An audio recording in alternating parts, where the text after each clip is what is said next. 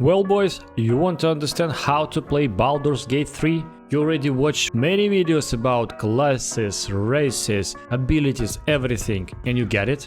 You choose the class, you start to play, and now you don't understand how D&D works. Or you're so passionate about D&D as myself and playing these games whole life, but still don't understand how D&D works? Well, today is the day. I will watch with you together the Extra Life channel video. The name of the video is Baldur's Gate 3 Beginner's Guide for New Players How to Play Baldur's Gate. This guy did the really good work on the classes, on everything, but specifically this video is about how D&D works on the back end of the game, right?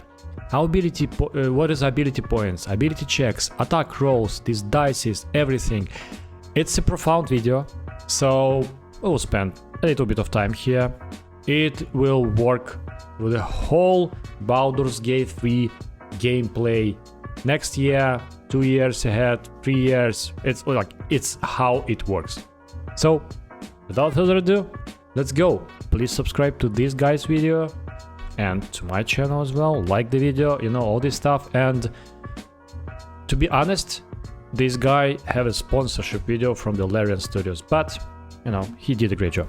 In this Baldur's Gate 3 Beginner Mechanics Guide, we're going to be talking about the game systems of Baldur's Gate 3, how things function, how skill checks work, how attacks work, how spells work, what are ability scores and ability modifiers, what is advantage and disadvantage, how all these things work in the game so that you can have a better understanding when you're playing through.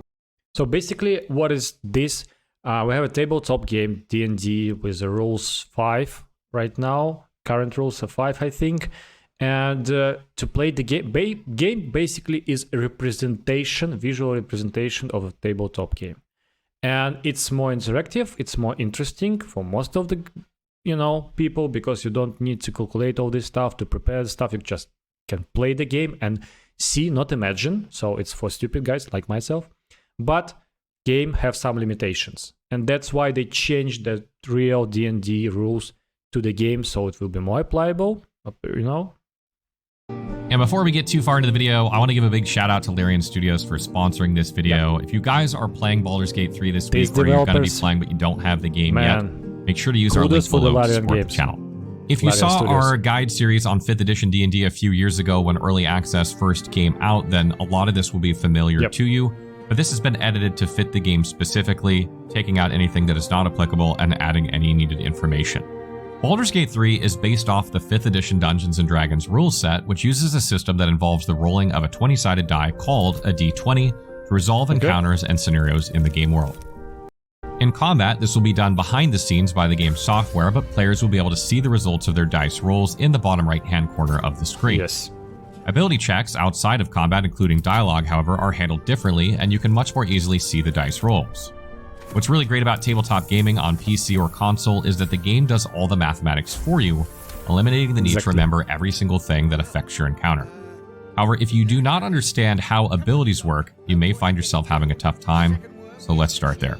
In Baldur's Gate 3, I mean, you still will play the game and you will have fun and everything, but if you will understand how it works, it will be more interesting, believe me. Attributes are called abilities. This means that strength, dexterity, constitution, intelligence, wisdom, and charisma are all referred to as abilities within Baldur's Gate 3's mechanics and context.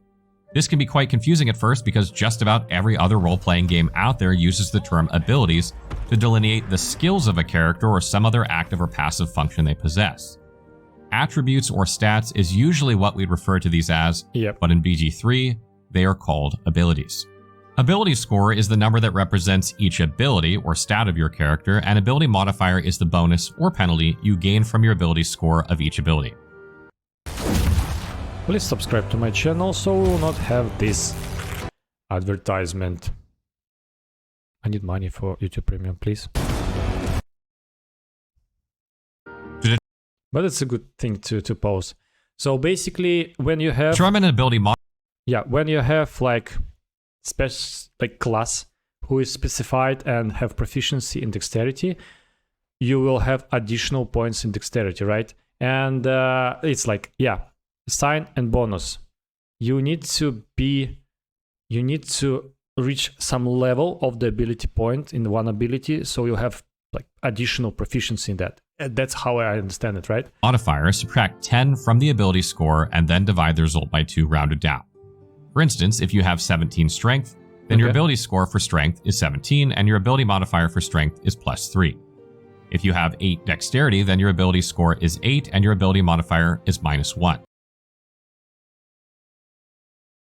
Okay, got it. So if some activity, not the ability, a skill, some action in the game rely on dexterity, for instance, somebody hitting you and you have a dexterity check, can you avoid it? Can you, the parry or something, and you have dexterity 8, you will roll the dice, like d20, the maximum is 20, the minimum is 1, and you also have -1 of the dexterity. But if you have the strength, like it was before, right?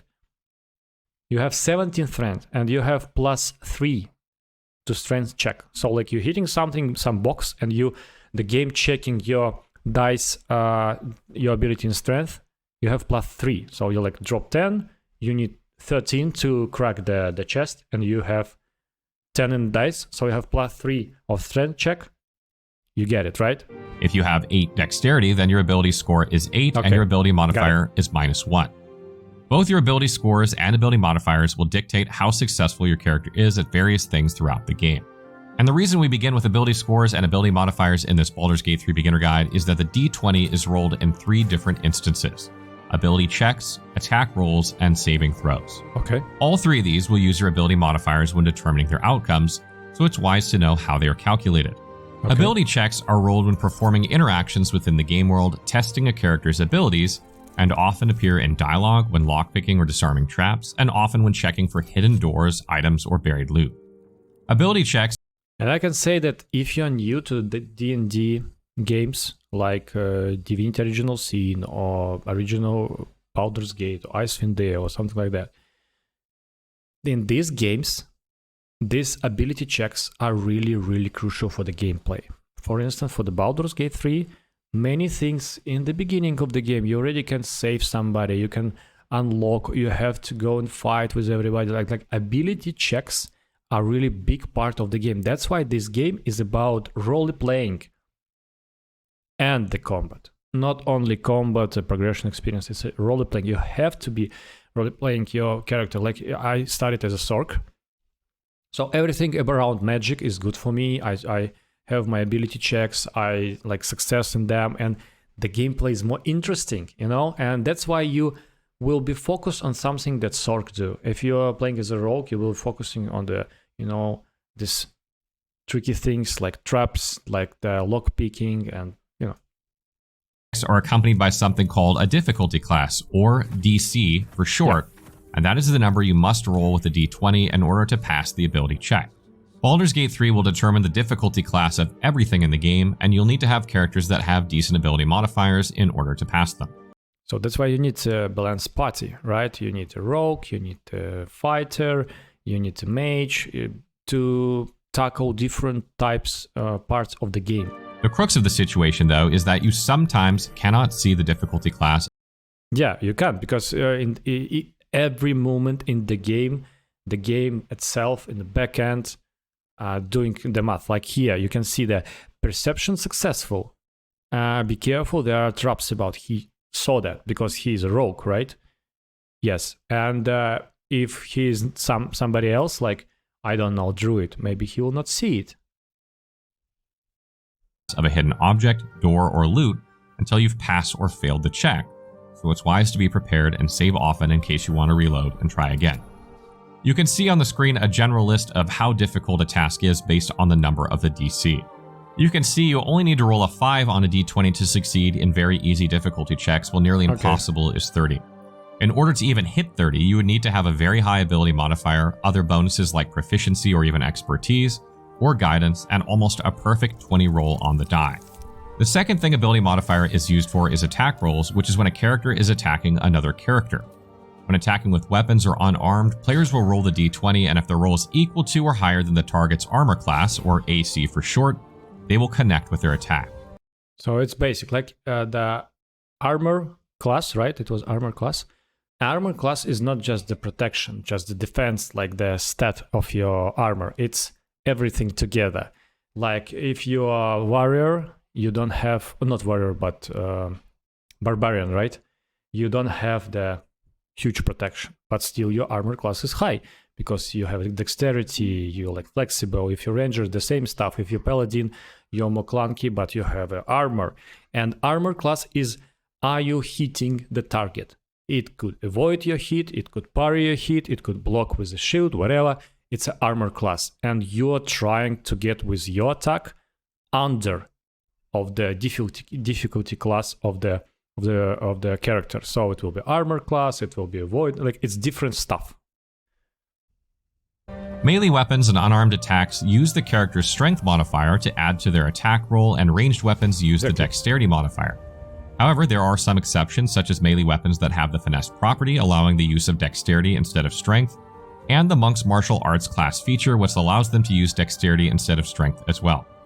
So if you want to be the, agile class with two scimitars like Dristo Dourden from the Forgotten Realms Dark Elf Saga, you most likely will use the weapon which is influenced by your dexterity, right? Additionally, your ability modifier is then added to your damage roll if you successfully connect with your attack. Damage rolls are calculated by rolling the die or dice of the weapon used and then adding ability modifier. So at the beginning, you checking, are you hitting the target, and then you're checking how This means much not only damage. are you more likely to hit with a weapon if you have high strength or dexterity, but you will do more damage if you do. You see that, right? So you have a roll, like 1 from 10, 20, you roll something, then you have a proficiency in this weapon particularly, and then you have proficiency in the ability point that influenced by this. So it's the, what is that? It's the short bow, as I understand. So it's dexterity. Okay, got it. This makes strength and dexterity particularly important to characters that rely on weapons for damage, though they usually focus on one or the other.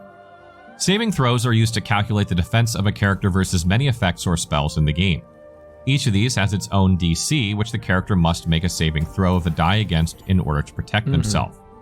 These spells and effects will target one of the 6 abilities of the character, and they will use that specific ability modifier when rolling.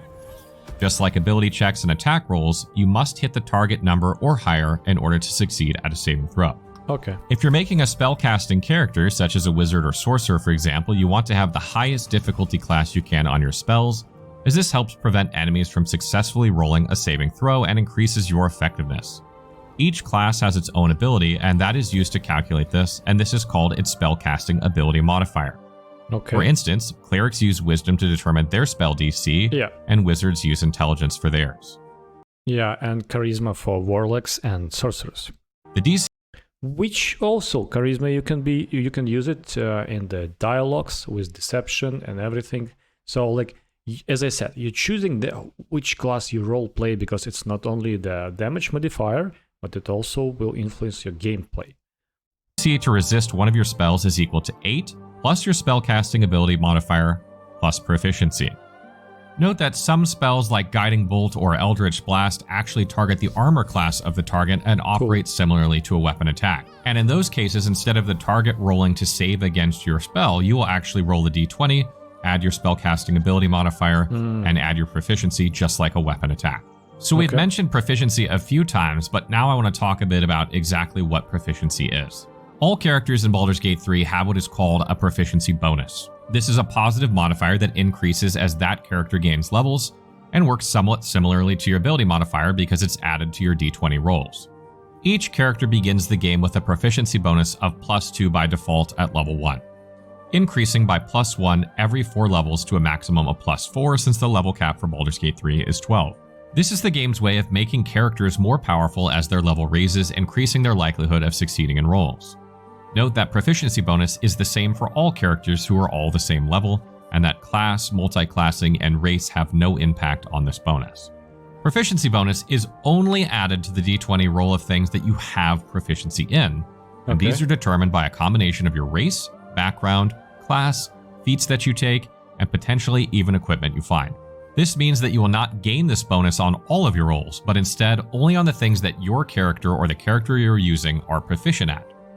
So if my mage is proficient in the, I don't know, the lightning magic, the level will add the proficiency to that. Or if my fighter is, as I said, proficient in the scimitars, like two-handed weapon, not two-handed, like two weapons, it will be proficient. Yeah, I will add proficient. Okay, I got it. The following is a list of things that proficiency applies to.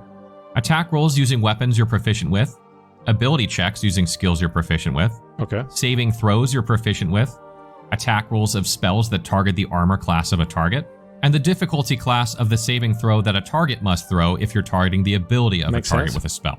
Like, you will not remember that, but at least you have the direction of thinking process, how it works. In right? Baldur's Gate 3, players do not receive a penalty for attacking with weapons they're not proficient with, but instead they do not use their proficiency bonus in calculating their attack roll.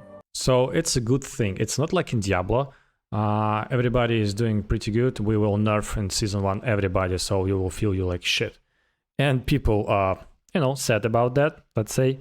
It's vice versa. You have that, like you can use different weapons and it will be okay without any fees or penalty or whatever. But if you're using the weapon that you're proficient in it, right? And you're proficient in it, like you have experience with this weapon or spells or whatever, you have additional bonus. It's a good approach. Additionally, they will not be able to use the weapon actions of that weapon type. This means ideally you will always be using a weapon that you have proficiency in. Right. However, when a character uses armor or a shield that they are not proficient with, they have disadvantage on any attack roll they make, and they cannot cast spells. This is really, really bad and means players should definitely avoid using armor or shields they do not have proficiency in at all costs. We'll get into advantage and disadvantage shortly, but for now, let's take a look at skills.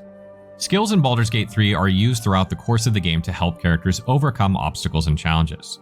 Which skills you're proficient with will be determined during character creation and are usually tied to your class, race, and background. Each skill in the game falls within an ability, and skills are essentially a specific aspect of that ability. For instance, Sleight of Hand falls under Dexterity because having faster reflexes and being more agile would help you steal things. Or for instance, Persuasion falls under Charisma because being charismatic would help persuade someone. Exactly. The following is a list of skills in the game and what abilities they fall under. When players make an ability check that also uses a skill, they will add their proficiency bonus to their d20 roll if they have proficiency in that skill. Otherwise, they roll as normal, including only their ability modifier. Dialogue, lockpicking, and disarming are all handled with very visible d20 rolls, so you can see your proficiency at work or not if you don't have any. However, there are some instances where things are calculated behind the scenes, like for example when trying to spot a hidden door or buried loot. You can see the calculation on the bottom right-hand side of the screen when this occurs, but you won't have a d20 roll pop up before you, so you'll have to pay attention to what is happening on the screen while you explore. If you succeed, something will become visible that wasn't previous, but if you fail, you won't know what you missed out on. Sometimes, if you want, you can reload the game and try these checks again to see if you can reveal a hidden object as you might pass the roll, but other times the difficulty class of it will just simply be too high that you'll need something like guidance or expertise in order to reach a high enough number to pass the check. And expertise is an even higher form of proficiency where the player takes their proficiency bonus with a said skill and doubles it. You will most often find this with rogues and bards. And one other thing to mention before we move on from skills is that tools are items in Baldur's Gate 3 that can help a player do something they wouldn't otherwise be able to do, but unlike skills, they are not tied to a specific ability. For instance, Thieves' Tools allow you to try to lockpick, but if you don't have any, then you cannot even attempt it. And likewise, a Trap Disarm toolkit is needed to attempt disarming traps, otherwise you can't even attempt it. This brings us to advantage and disadvantage. There are many scenarios in the game where players will have either advantage or disadvantage, and these make things easier or harder for the character, depending on which they have. Like many things in Baldur's Gate 3, advantage and disadvantage are applied to the roll of the d20. Advantage means that you roll the d20 2 times when making an attack roll, ability check, or saving throw and use the higher of the 2 values. Conversely, disadvantage means that you roll the d20 2 times using the lower of the 2 values.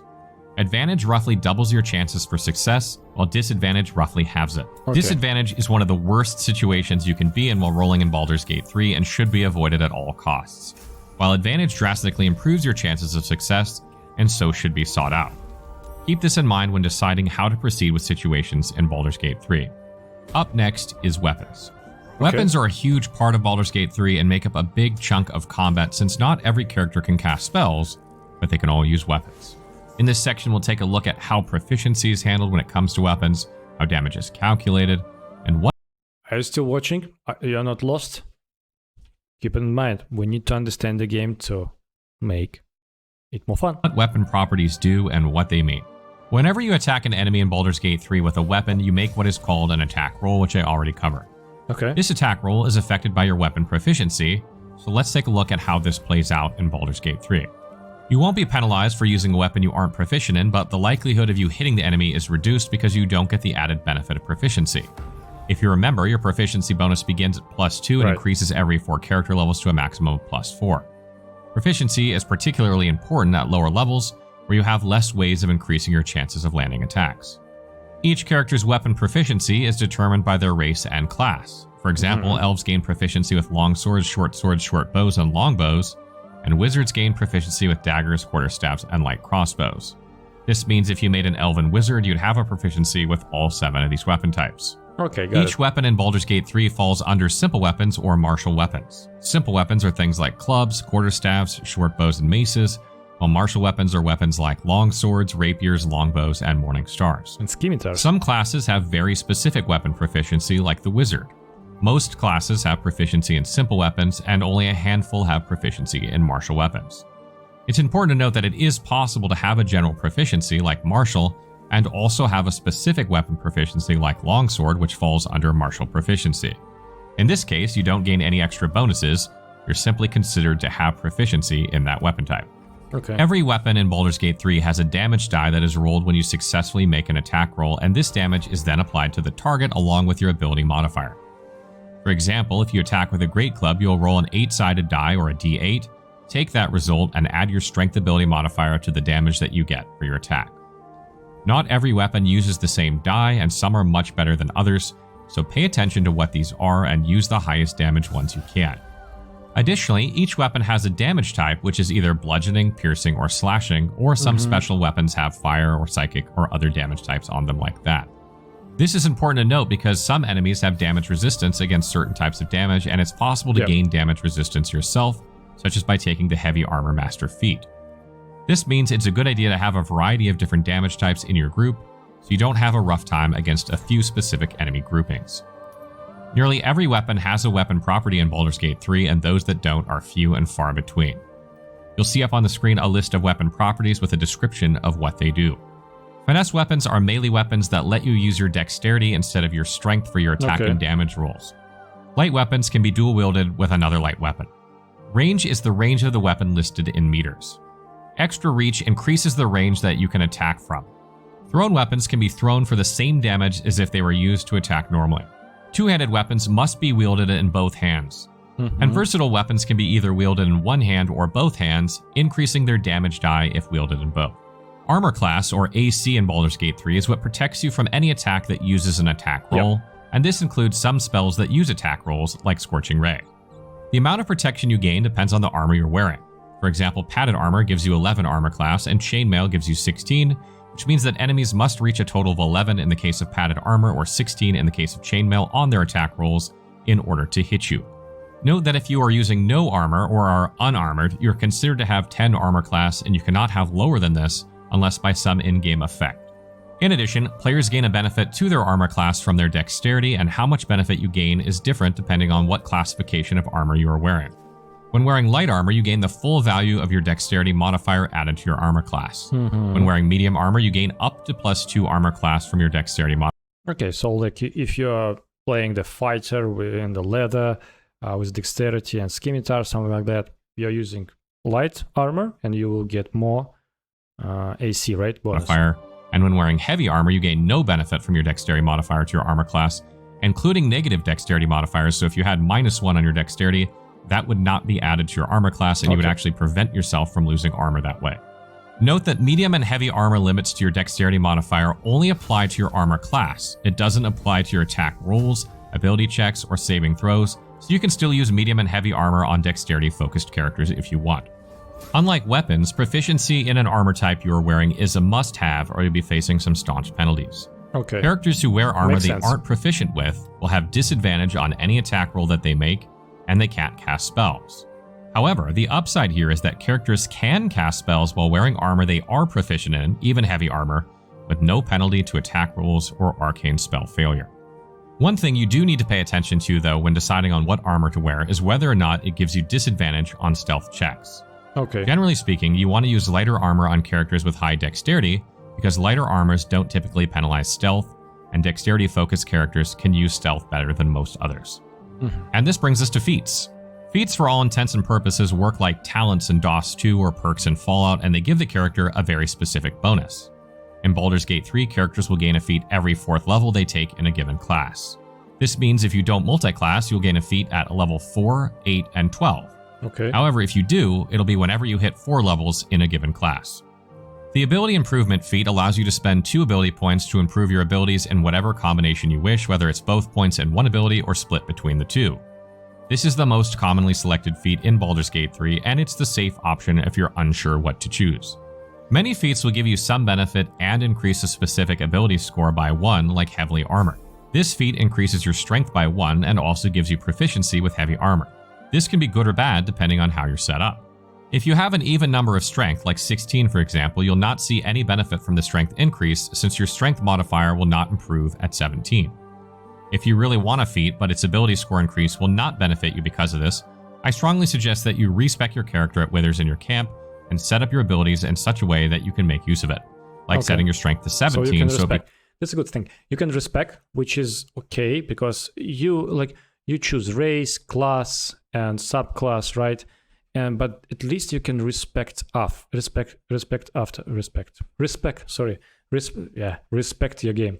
You can respect after respect and change things because you understand the game. Because in the beginning you don't understand the game. But feats, you have, as I understand, you have only 3 feats during the whole game, and they're really crucial, like dual wielder or additional ability points. It's tough. Becomes 18 with a feat, increasing your modifier by +1. And the last thing I'm going to cover in this video is the rest mechanic in Baldur's Gate 3.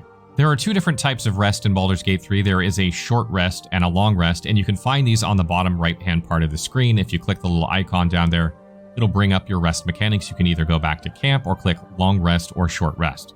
Short rest will not only regenerate some of the health of your party, but they can also be used in places where you can't long rest. There are danger zones in Baldur's Gate 3 where you can't long rest. That's cool. But in these areas, you'll still be able to short rest, which gives them a little bit of an advantage. Now, they won't replenish all the class features and spells of most classes in this game, so they do have limited application, and you need to pay attention to the class that you're playing and whether they regain their class features back on short or long rest. And to give you an example of what I mean, Warlocks gain back their spell slots when they short rest. This is one of the upsides to this class, the downside being that they have less spell slots, but they can gain them back more easily by short resting, whereas like Wizards or Sorcerers, on the other hand, they need to long rest in order to gain their spell slots back.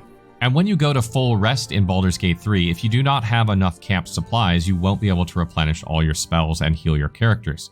So it's important as you explore through the game to pick up different food items and things like that, camp supplies, so that when you go to rest in your camp, however often that is, that you're able to actually complete a full rest and gain back your slots and health.